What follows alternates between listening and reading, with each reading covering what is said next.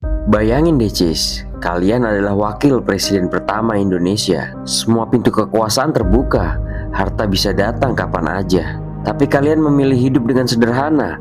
Bahkan saat ingin membeli sepatu saja harus menabung bertahun-tahun lamanya. Nah Cis, ini adalah kisah luar biasa dari seorang pemimpin yang tak hanya memperjuangkan kemerdekaan, tapi juga menjaga integritasnya sampai akhir hayatnya. Inilah kisah hidup wakil presiden pertama Indonesia yang tak melulu soal perpolitikan, tapi juga soal kejujuran, cinta tanah air, dan arti sejati dari sebuah kesederhanaan. Inilah dia kisah salah satu proklamator kemerdekaan Indonesia, seorang ekonom, konseptor, negarawan, Bapak Koperasi Indonesia, Dr. Andes Muhammad Hatta, atau kita mengenalnya dengan panggilan Bung Hatta.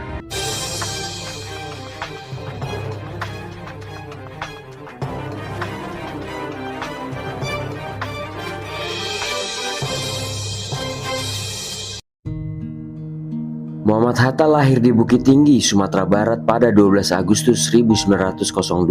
Sejak kecil, ia sudah dikenal cerdas, pendiam, dan rajin membaca. Tapi jangan salah, Cis.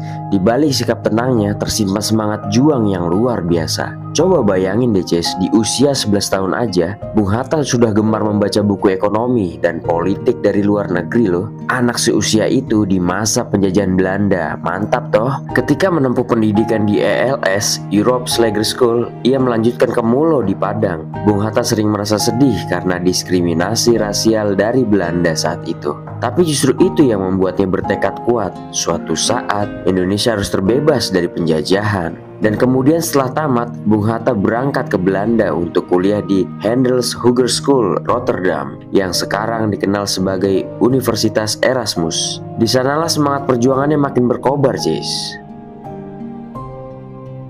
Di Belanda, Bung Hatta bukan hanya belajar ekonomi, tapi juga membentuk cara pandang baru tentang bangsa dan kemerdekaan. Ia bergabung dengan Perhimpunan Indonesia, organisasi mahasiswa yang memperjuangkan kemerdekaan tanah air lewat diplomasi dan tulisan. Untuk kalian ketahui ya Cis, Bung Hatta itu bukan tipe pejuang yang suka teriak di jalan. Dia pejuang ide dan strategi. Senjatanya bukan senapan, tapi pena dan pemikiran. Di Belanda, ia menulis banyak artikel tentang nasionalisme dan kolonialisme. Bahkan, dia ditangkap oleh Belanda karena tulisannya dianggap menghasut, Cis. Namun penjara tidak membuatnya gentar. Di pengadilan, Bung Hatta dengan tenang berpidato membela diri. Dan pidatonya yang terkenal itu berjudul Indonesia Merdeka. Pidato ini menjadi simbol awal bahwa kemerdekaan bukan impian kosong, tapi tujuan yang pasti. Bayangin ya Cis, kalian di negeri orang, dituduh pemberontak, tapi malah berdiri di depan hakim dan berkata, "Kami bukan pengkhianat, kami hanya mencintai tanah air kami." Luar biasa bukan? Setelah pulang ke Indonesia pada 1932, bukan karpet merah yang menyambutnya. Malahan ia langsung diawasi dan dilarang berpolitik oleh Belanda, Cis. Namun semangatnya nggak padam. Ia menulis, mengajar, dan memberi ceramah tentang pentingnya kemandirian ekonomi rakyat. Dari sinilah ia mulai dikenal sebagai Bapak Koperasi Indonesia. Bung Hatta banyak menyumbangkan ide dan pemikiran tentang koperasi melalui ceramah, pidato, dan tulisan ilmiah, termasuk buku yang berjudul Membangun Koperasi dan Koperasi Membangun. Gelar Bapak Koperasi Indonesia secara resmi diberikan kepadanya pada Kongres Koperasi Indonesia di Bandung pada 17 Juli 1953. Bung Hatta meyakini koperasi dapat merasionalkan perekonomian dengan memperpendek jalur dari produksi ke konsumsi, sehingga dapat menguatkan ekonomi rakyat yang lemah, Cis. Bung Hatta juga berpendapat bahwa koperasi dapat mendidik rakyat dalam hal gotong royong, tanggung jawab kolektif, dan demokrasi ekonomi. Ia juga menekankan koperasi harus lahir dari, oleh, dan untuk rakyat. Nah Cis, kenapa sih Bung Hatta lebih memilih koperasi daripada kapitalisme atau sistem-sistem yang lain? Karena baginya Cis, koperasi adalah bentuk ekonomi yang paling adil, di mana semua orang bisa sejahtera bersama, bukan saling menindas. Namun perjuangannya terus mendapat tekanan. Ia beberapa kali ditangkap dan diasingkan ke Bovendigul lalu ke Banda Neira. Tapi di tempat pengasingan itulah Bung Hatta tetap membaca, menulis, bahkan mengajar teman-teman seperjuangannya loh. Salah satu kutipan terkenalnya di masa itu adalah, "Saya bisa kehilangan kemerdekaan tubuh, tapi tidak kemerdekaan pikiran. Setuju nggak kalian, Cis? Bahwa kebebasan sejati bukan tentang bisa pergi kemana aja, tapi tentang bisa berpikir dan berpendapat tanpa takut. Tahun 1945 sejarah berubah. Bung Hatta bersama Bung Karno memproklamasikan kemerdekaan Indonesia pada 17 Agustus 1945. Mereka berdua, dua sosok dengan karakter berbeda, tapi sama-sama memiliki cinta yang besar pada tanah air. Kalau Bung Karno dikenal karismatik dan penuh api semangat, Bung Hatta justru tenang, rasional, dan terukur. Mereka saling melengkapi, Cis. Nah, Cis, kalian tahu nggak sih? Saat menandatangani naskah proklamasi, Bung Hatta menulis namanya dengan huruf kecil, Mohatta, agar tidak terlihat sombong. Gimana menurut kalian? Kerendahan hati yang luar biasa nggak sih? Sebagai wakil presiden, Bung Hatta berjuang membangun fondasi ekonomi bangsa. Tapi karena perbedaan pandangan dengan Bung Karno, akhirnya ia mundur dari jabatan pada tahun 1956. Gimana sih awalnya sampai Bung Hatta mundur dari jabatannya dan memutuskan menarik diri dari politik praktis?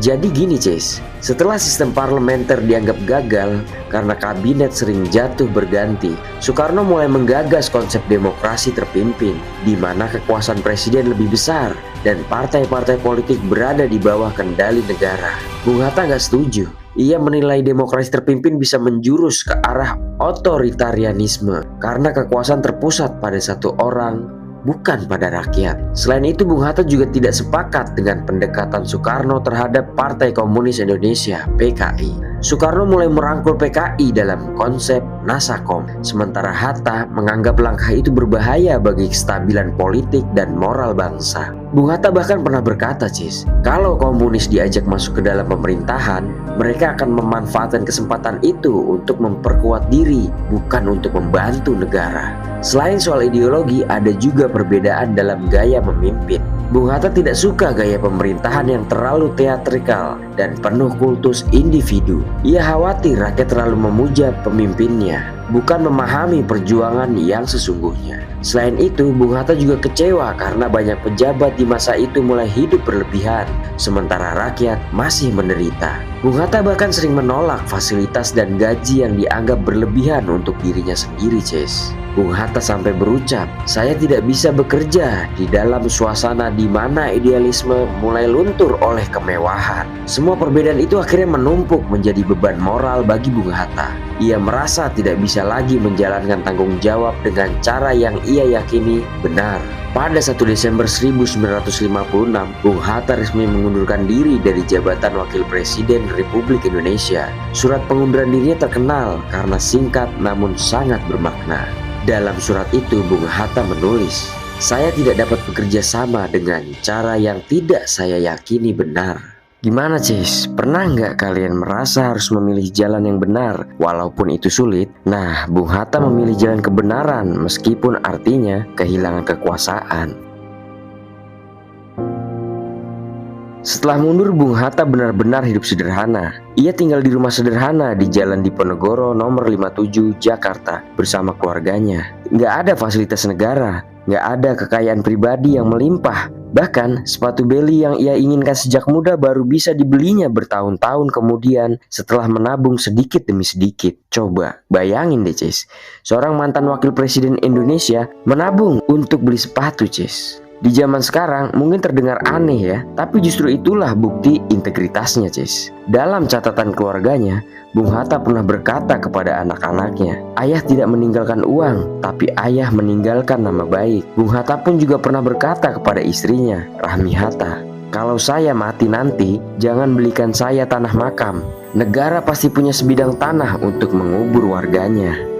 Cis, kesederhanaannya bukan pencitraan belaka atau sebuah gimmick di depan kamera, tapi benar-benar gaya hidup yang mencerminkan prinsip, "Saya tidak mau kaya karena sebuah jabatan."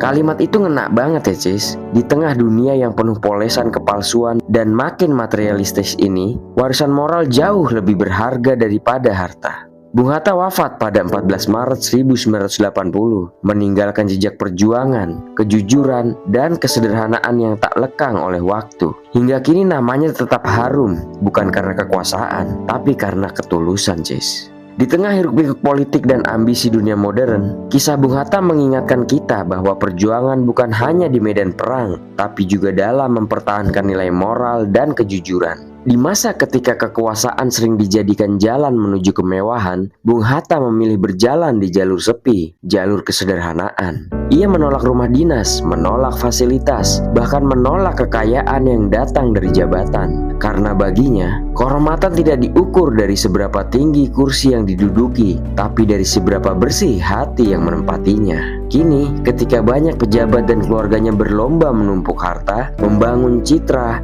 dan memperluas kuasa, nama Bung Hatta tetap berdiri tegak dalam kesunyian sejarah. Hal ini tentu menjadi cermin yang memantulkan pertanyaan bagi kita semua, Cis. Apakah kita masih ingat arti sederhana yang sesungguhnya? Bung Hatta telah lama pergi, tapi kesederhanaannya terus menatap kita. Diam, namun menelanjangi nurani bangsa yang mulai lupa pada makna kejujuran. Jadi, kalau kalian ditanya, siapa pahlawan yang tidak hanya memerdekakan bangsa, tapi juga hati nurani kita?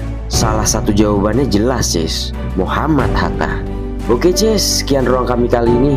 Bila kalian suka, dukung kami terus ya, Cis, dan sampai jumpa di ruang kami selanjutnya.